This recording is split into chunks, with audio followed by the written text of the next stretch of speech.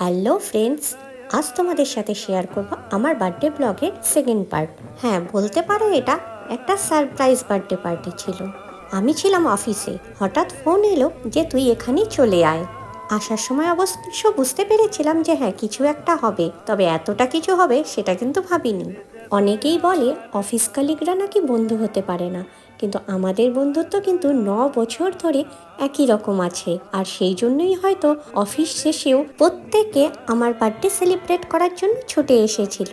জানি না সামনে বছর কোথায় থাকবো, বা এই দিনটা সামনে বছর এইভাবেই সেলিব্রেট করতে পারবো কিনা সেটাও জানি না। তবে এই ছোট ছোট সুন্দর মুহূর্তগুলোকে চিরদিনের জন্য স্মৃতির পাতায় তুলে রাখলাম।